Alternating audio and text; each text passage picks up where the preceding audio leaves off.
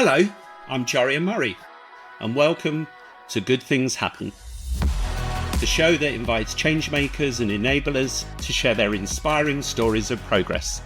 Whilst change can be uncomfortable, unexpected, and at times disruptive, it's inevitable, and more often than not, change is for good.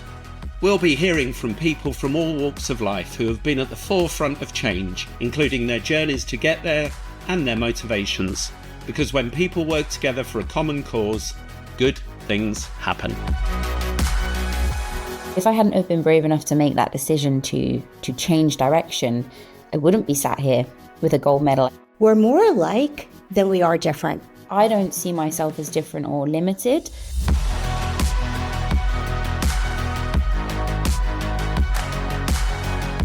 On August 28th, Paris will host 4,400 Paralympic athletes competing in 23 sports in front of over 3 million spectators. The Paralympic Games are more than just a sporting event. They offer a unique opportunity to shine a spotlight on sport and disability, to inspire individuals, bring about social change and promote inclusive professional and sports opportunities. Joining us today on Good Things Happen, we are thrilled to welcome gold medalist and former world champion para triathlete Lauren Steadman MBE, who this year will compete in her 5th summer Paralympic Games. Yes, ladies and gentlemen, you heard that right. 5 summer games in which she first competed as a swimmer and latterly as a para triathlete. Our second guest is Ingrid Giordano, who is the Global Head of Early Career Talent Acquisition and Programme Management at Citi. Citi are a founding partner of Parasport, the International Paralympic Committee's grassroots to high performance programme that aims to change the narrative around people with disabilities and provide para-athletes with a platform to drive societal progress. Before we hear more about what's involved in competing in and supporting the Paralympics, let's hear our guests' formative stories. Lauren, you first. Please tell us about your early life. What were your ambitions? I did not know that the Paralympics existed. I kind of just fell in love with the world of sport. I think when you are a young child and you're finding your feet in the world and making friends and working out what you want to be, it's a difficult place to navigate. And sport gave me that chance to show other children I am missing my arm, but actually I am capable of doing anything that you can do. So I was always the girl that was outside playing with the basketball, netball, hockey, rounders, anything sporty, I absolutely loved. And I think if you'd have asked me what I wanted to be, it was probably an air hostess, because I used to think they were so pretty when they were on the airplane, or a vet. I think every child wants to work with animals. And then, I had no aspirations to be a Paralympian, let alone Paralympic champion, probably until I was about 11 or 12, when it started to get more serious. And then also with my academic career that's run alongside it, my parents always said to me, you won't be an athlete. You know, at one point your body's going to fail you and you need to make sure you work hard at school. So I've gone down the psychology route. I really, really enjoy, picking apart what happens in our heads, in our mindsets, and giving people confidence to do things that I guess I've gone forward and managed to overcome my fear. So I love to install a sense of overcoming fear in other people. Help as many people as I can, whether that be sport, giving them inspiration to do so, or mindset training for any aspect of life. Amazing. Lots for us to unpack there. Ingrid, how about you? Tell us what you do nurturing and attracting young talent to Citi. Thanks, Dorian. When I was a young child, I actually dreamed of owning a flower shop. And I was the first person in my family to go to college. And, with that came a lot of responsibility, a lot of hope from my family. And I've celebrated 27 years at Citi, and I've got the best job in the world, which is to engage and attract college students. And as I meet college students all around the world, I just feel so much hope when I hear their stories and I hear about all the things they want to do in their lives. When I think about the hope I've seen with the para athletes, it's been nothing but really just a joy to get to know the athletes, to hear their stories, and they've been so incredibly inspiring to all of our new hires coming in. And we've invited some athletes every year to share their stories, and it's always the most popular event that we have all summer. Lauren, so it's one thing going outside and shooting a few hoops with your basketball. Tell us how you developed to become an elite athlete. It's been a journey, and it's still a journey. I think people probably think that, and I think this goes across business or any walk of life, is that once you sort of get to the top and you know the best in the world, that you know what you're doing and that you're very good at it. And that's not always the case. Like, I am still learning.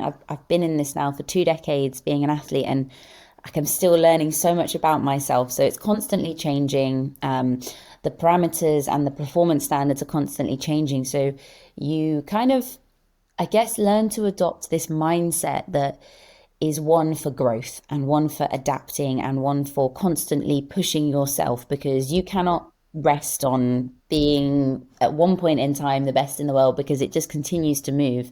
So I think from being a young girl, learning what it would take to actually bring home a medal for your country, that was really interesting. And you dive into it and you learn to become disciplined, your time management, your commitment, sacrifices. I left home at the age of, I was just 14 to go to boarding school because the swimming pool was 50 meters away from my bed. So I could just roll out in the morning at 4 o'clock, straight in the pool, and then I'd be on site for school.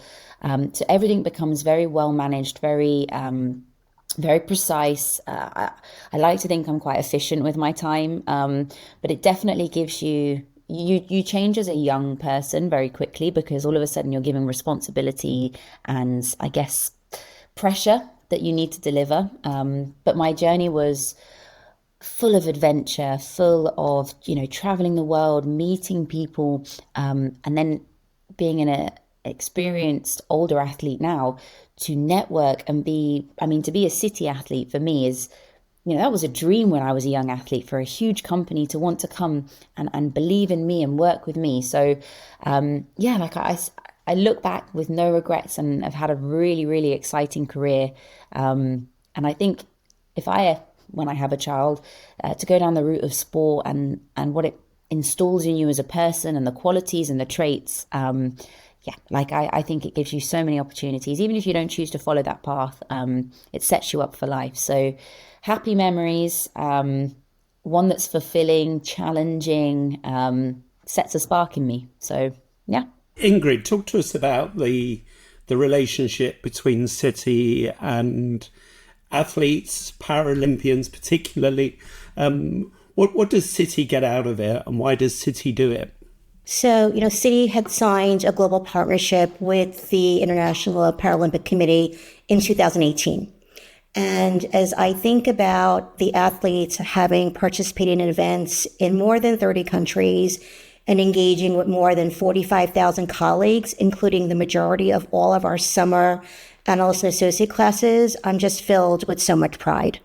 And as I think about City and the opportunity we provide to young students, each year, Dorian, we have what are called summer intern programs. And we have students all around the world that come and work at City and get a glimpse of what it's like to work at a large financial services organization. And as part of that, there is training, there is networking, and there are events. We had heard about the athletes, and we've brought them in, and I've had the joy of having, I really feel like a rock concert, like our auditorium that sits 400 people, standing room only, just to hear athletes talk about their stories, talk about their challenges.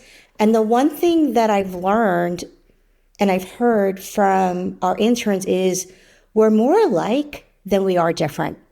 And we just get filled with so much hope when we hear these exceptional athletes talk about how they get to practice, what it's like to compete. We had one athlete actually bring their medals to the building. And so there was a line of interns trying to take pictures with this athlete. So, we've gotten so much out of it, and I look forward to us doing it again this summer. Lauren, let's talk about medals. It's easy with hindsight for for us to introduce all the things that you've achieved, but when you are rolling out of your bed at boarding school at 14, is this something in your mind, or are you being goaded to get in that pool and compete, or was this always in you? Did you always think, if I'm going to do this, I'm going to win?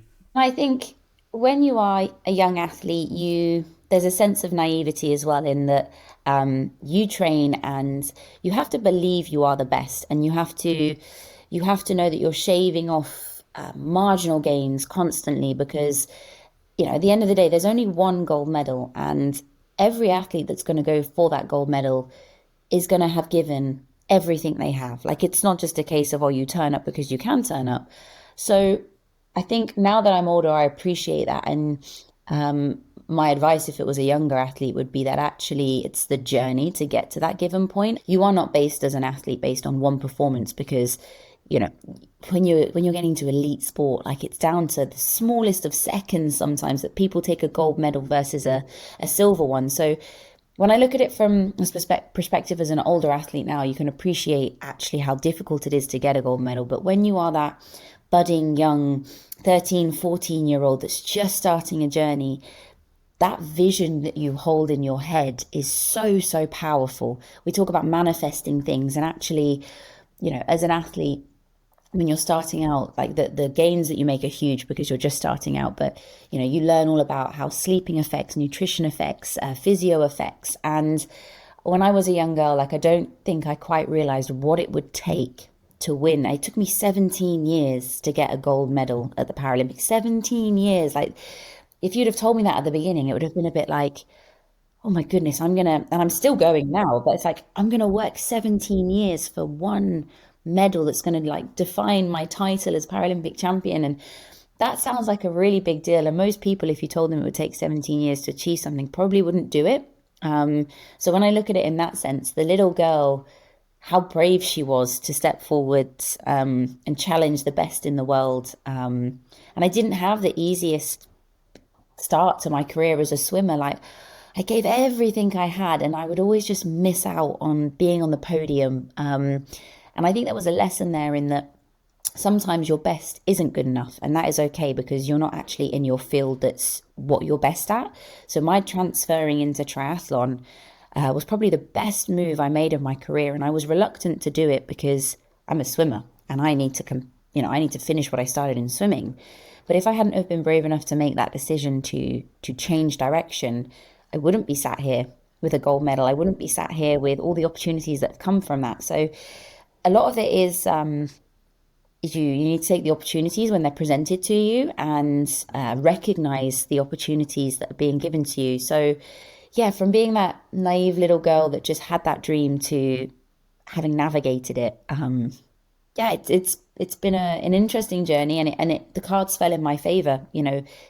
Some athletes never achieve that, but you're definitely not defined by that. Like, you did your best, and your best is all you can ever ask for. Not only did you do this in swimming, then you did it as a triathlete. So there's two more sports, but you're doing it again. I mean, tell us about your Winter Olympic ambitions. I did the commentary at the Beijing Winter Paralympics, and I watched these crazy people ski uphill on these tiny, tiny cocktail stick size skis. And I thought, that looks awful. That looks horrible. That looks really painful. I think I'd like to give it a go. Which I don't think many people have that sort of mindset. So being, as you said, I got an array of sports. Being a triathlete, we have a very big aerobic engine. We do 3 sports. We have to go and we have to hit that sweet spot for anywhere between an hour to sort of 3 hours, depending on the race length. So I knew I'd have the engine, but would I have the skill set? And I approached GB Snow Sports, and I've been on the snow for a maximum of about 7 weeks. And I did my first World Cup 3 weeks ago. I did not come last. I stayed upright, and on the current trajectory, I will manage to qualify, hopefully, if I work super, super hard, for the Paralympics in 2 years' time. So I've cut a third off of the time that they said, 2/3 off the time that they said it would take me to get there. It's not going to be an easy feat. I'm aware of that. And you definitely cannot expect to be an athlete that comes into somewhere where girls have trained for 20, 30 years to be an elite skier. But I would like to go to see how good I can become, how dedicated, and I'm one for pushing boundaries, and I believe that everybody should just step into that fear bubble, for want of a better word, just for a little bit. If it's for you, continue. If it's not, you can come back out. Ingrid, I think there is a correlation here with the young talent that you wish to attract and you do attract to City. Talk to us more about what barriers there might be out there in people's minds who might not think joining City is the kind of job that they should do. Lauren, as I listen to you, I think about quotes I've heard from other athletes like, be yourself as everyone else is already taken. What gets measured gets done. And I think about the thousands of employees we bring into City, and we have a feature that we're a banquet or soul. And we would love every student around the world to aspire to work at City. And I think about many of the students that I meet on campus or I meet via Zoom, and there's just so much pride they have when they get that first job, and it's at an amazing company like City. And it's a place where you can be your authentic self. And so, we truly do believe in supporting well-being, making sure that we're an inclusive organization, and encouraging the leadership opportunity. So, as I think about Lauren's story, it just fills me with so much pride that we have the opportunity to be connected to you. So just thank you so much for everything you've done. You're an inspiration to women and other athletes and, just to the world. Lauren, we could be kind of cynical about corporate partnerships with athletes, but I think your relationship with City goes a little deeper, doesn't it? Tell us about your studies, because sport is just one part of your personality. Tell us about your psychology studies and where your ambitions lie there. Yeah, so I did an undergraduate in psychology, and I've always loved if someone comes to you and they're looking for advice or they're unsure. Like, I've always loved installing a sense of encouragement or courage or a little bit of resilience in that person. Often, even myself, when I'm going forward for a race, we believe a lot in what other people see in us. I do like to build up how I see myself and how others see themselves. But psychology has been really powerful for me. And I've been an athlete for long enough now that I sit back sometimes and I observe. We've seen athletes that are at the top of their game and they come forward and they say, do you know what, hands up, I'm struggling right now. I'm just going to back off a little bit. And we have this preconceived ideas. Athletes are mentally tough. They're super resilient. They can handle absolutely anything. And rightly so. We are built for that. We are built to go to dark places, stay there and deliver and handle lots of pressures. But, we're only human. And sometimes that can become a little bit overwhelming, daunting, and especially if your career is lasting as mine has over 5 games. Like, we're talking 20 years now of holding the pressure of the world on my shoulders and wanting to deliver for my country. So it does get a bit much, and mental health has been flagged a few times for athlete, and there is research out there, but there's not as much as there could be. And I decided that actually I wanted to look into this. I wanted to help create change for future athletes. I doubt it will happen in my time, but I don't want any of the younger athletes that we have coming through the ranks to ever feel they can't perform or do the job they love because they're struggling mentally.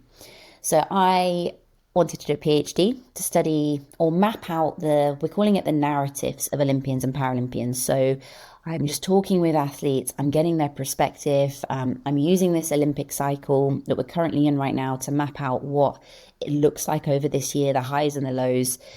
And I just approached City and said, I would be super, super grateful and honored if you guys would be part of this. They're so passionate about future of Paralympic sport. They got on board with me and I was surprised. I was just humbled, everything about it. So I am an athlete for City and I do my best as an athlete, but I'm also researching with the help of City what we can do to make mental health better for our Olympians and Paralympians. Love that. Absolutely love that. Ingrid, let's use this opportunity to do a little commercial break for attracting people to come to one of your programs. Tell us about the internship programs you have, and what kind of people are you looking for? We actually do have an athlete mentorship program.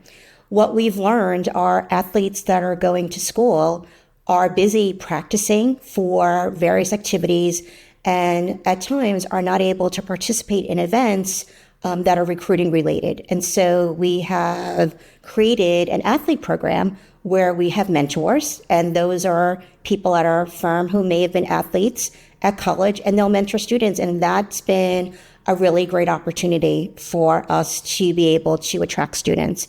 As I think about the person, the whole person coming to work, and we think about the various affinities, whether it's underrepresented minorities or first-generation college students or social mobility, anyone can apply to any of our roles. And I, definitely encourage everyone to think about City as an opportunity. When I think about your question as to, what are we looking for? We want students who want to be part of our organization, who want to make a change in the world, who are willing and brave to be able to work on the largest, most complex transactions. We want individuals who have, a risk and controls mindset, people who want to be leaders. And so as I think about the thousands of people we bring on each year and the stories that they come with, many of them, we have a very high conversion rate of people who are summer interns and then join us full time.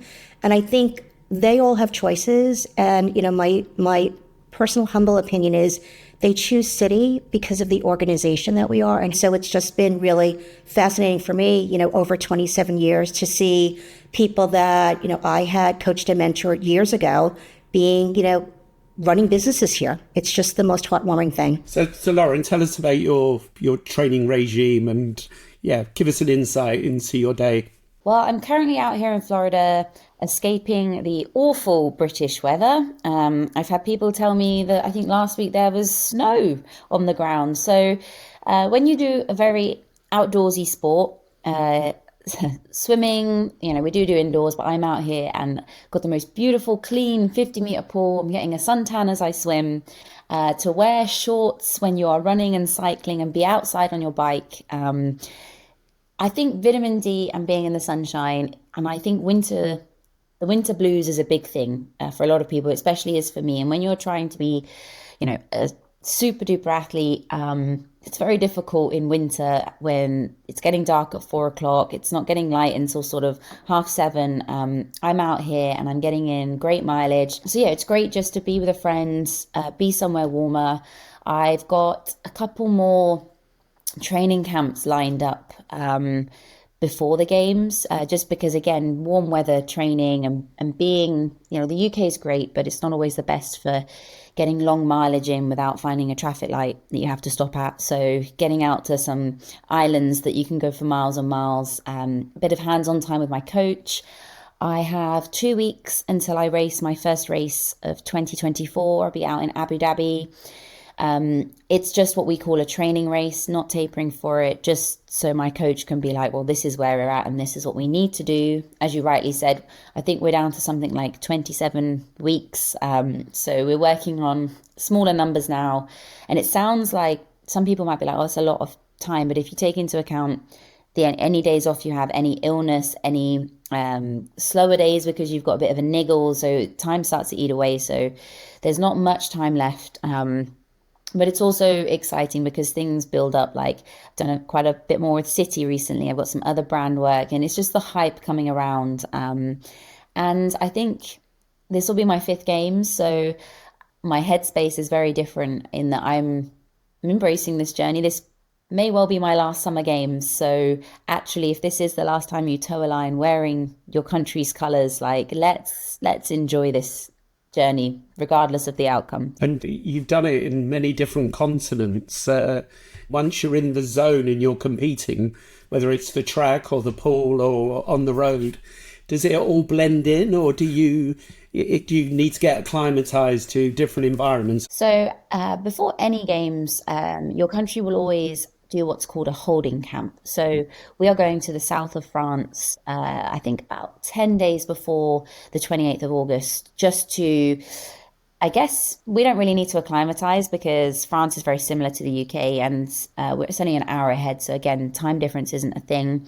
When it was Tokyo, you were talking a huge time difference, and also humidity was something we really had to train for because it was vastly different to the UK. But this time it's probably more so just because you need a quieter zone. You need to be able to control absolutely everything. So sleep is on cue. We have a specialist chef coming in for those 10 days before because things as simple as eating the wrong foods or your digestive system, those sorts of things really do affect you. Anything 3 weeks before your race has a huge impact on you. So we go into a holding camp more so just to become in our own safe space. And then we'll fire up to Paris. I think we're going in 4 days before the race. I will not attend the opening ceremony just because it's 2 days later is my race, and the lateness of that, being on my feet, my legs need to be rested. But you did say it's 5 different continents. And actually each games has its own special feeling about it. So we go from Beijing to London, London to Rio, Rio to Tokyo. Like each of the games was just, Rio had a carnival feel, but London was home, and just to have a home advantage. And then Tokyo was, I always think of them as being futuristic. Like each of them are just so vastly different. And I think Paris itself, we know it as the city of love, but just when you think about everything that it is, Paris and France, it's going to be special as well. So yeah, I'm looking forward to it. Ingrid, I always like to think that we do have some young ears listening to this. Tell us about the programs that you offer and how do people apply for them? Where should they look? What should they do if they're intrigued? So we have programs across multiple businesses. My favorite interns or analysts are those English majors or those music majors or the, science majors. And so anyone can apply to our roles. They can go to our website. There are 6 simulations on our website that any candidate can look at that gives you a glimpse into what is the life of an intern across our different sectors. And so I would definitely encourage the team to look for us on campus, to go to our websites and really hear about the journeys and the stories of our candidates. The other thing that I would say that I think is important is I think about when I've talked to students and they think about applying to financial services, there's also training that is provided when you come on board. And we believe in what's called an apprenticeship model, where you come to Citi and you'll have a mentor and there will be training that will be provided to give you the skills that you need to do your roles. And so, as I think about the story, about adaptability and teamwork and collaboration and leadership. Lauren, let's talk the psychology of someone who's now an experienced Paralympian. I guess it must be a double-edged sword. The more you know, the more you got to worry about. What keeps you awake at night? If I look at the 14-year-old Lauren versus the 18-year-old one, the 22-year-old one, the one that was in Tokyo, she has changed so much. And I think one of the biggest things that anybody in any walk of life can learn is you really cannot control anything else that happens but yourself. So yes, I could sit and I could worry about puncturing, I could worry about illness, I could worry about so many things, but they're really out of my control. And I think a lot of us go through life concerned with what could go wrong instead of what we are in control of and what actually could go right. And also the perceptions and judgments of others. So I think I'm going into this games. I was quite cool as a cucumber for Tokyo, actually, even though I really knew what I wanted. But at the same time, I got to the point where I was like, I really have done everything I can. And when you can say to yourself, I've put myself in the best position possible, like no stone unturned, your best on that day, you can only be proud of yourself and happy with yourself. You cannot feel defeated. It was just that actually somebody else had a better race on the day, or you made one decision in the race that, yes, it did affect it, but and I think when you get to that point, you race with a sense of control, and you race in a happy place. You enjoy it because you're not panicking. Once you get sort of 10 days before your race, actually probably even a month before your race, there is nothing you can do that will affect that race. That you can do things wrong, but there's nothing else you can do to gain. And you learn that. You learn that with time. You learn that with experience. So yeah, I feel pretty cool right now. You come across remarkably cool. Let's talk a little bit about dancing. For those who are not in Great Britain, they wouldn't be aware of maybe Strictly Come Dancing, which is a celebrity professional ballroom dancing show, which is like the biggest show in the UK. Lauren stepped up to that and competed. Tell us about that experience and how hard was it?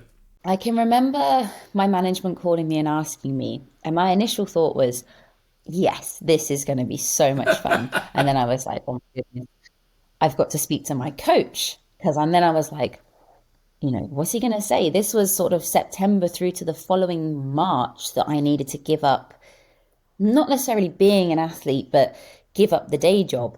And I was like, oh, I think he's going to say no. And then I was a bit like, disheartened. So I knew it was something that I wanted to do.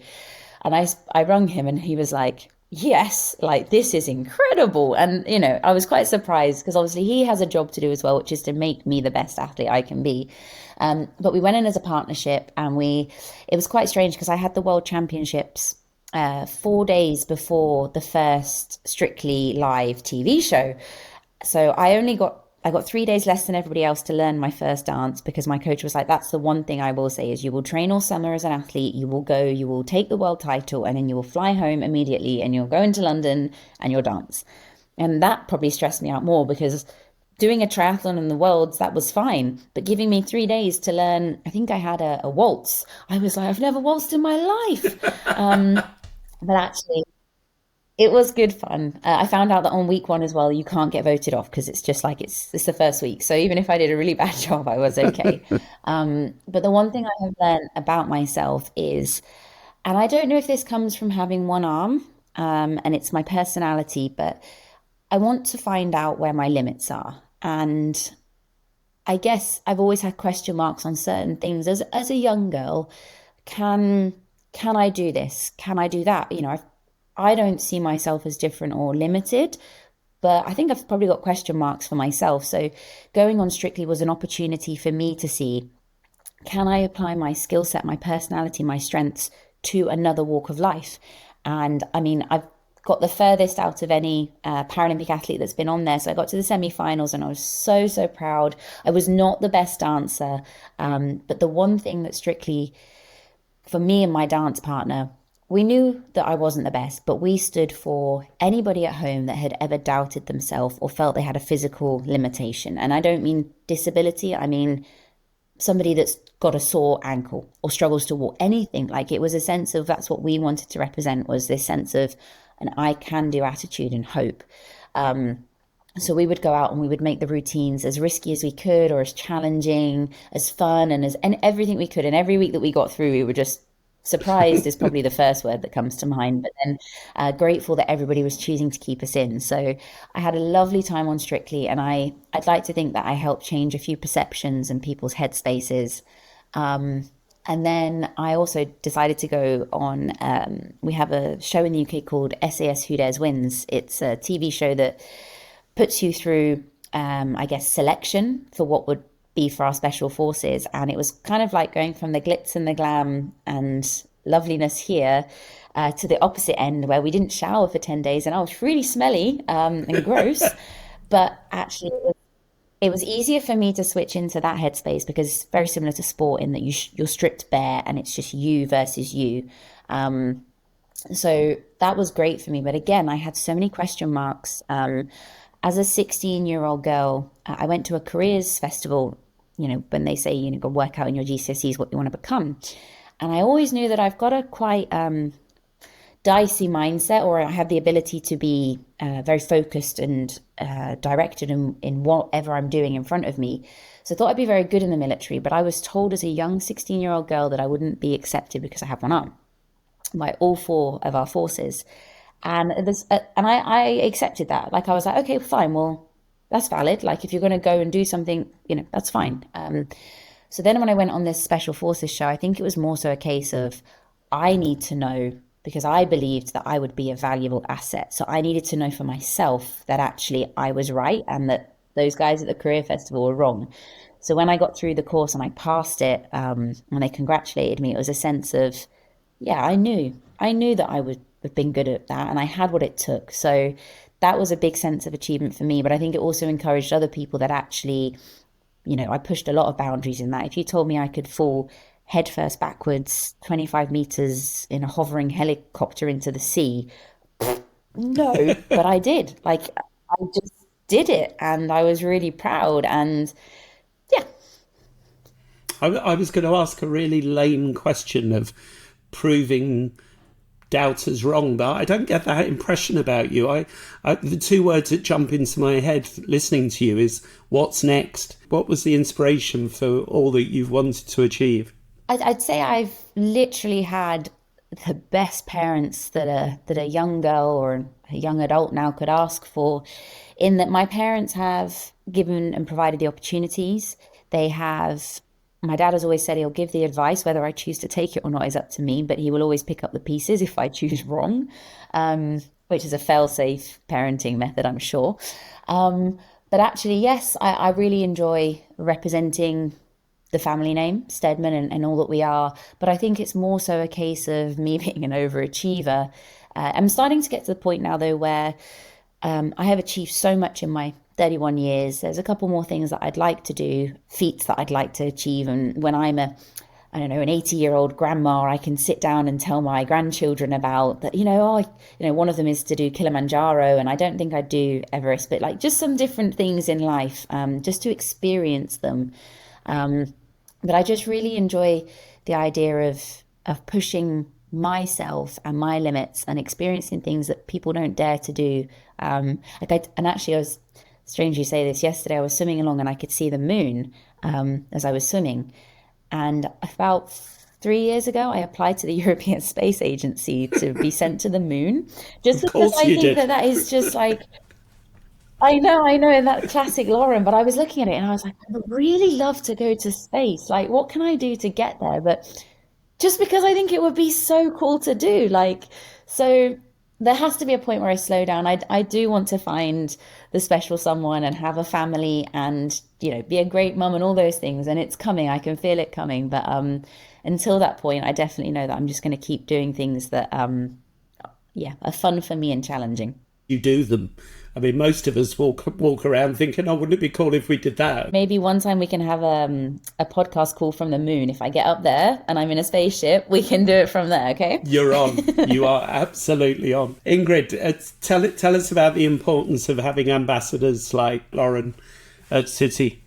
Oh, having an ambassador like Lauren is just a dream come true. I think that the work ethic, how she thinks about her sport, how she's able to balance all the things in the world, I think is just so inspiring to all of our employees around the world. And, as I think about all of the athletes and the ambassadors, what I love about Lauren's story is, Lauren, I can't wait to see what you're going to do next.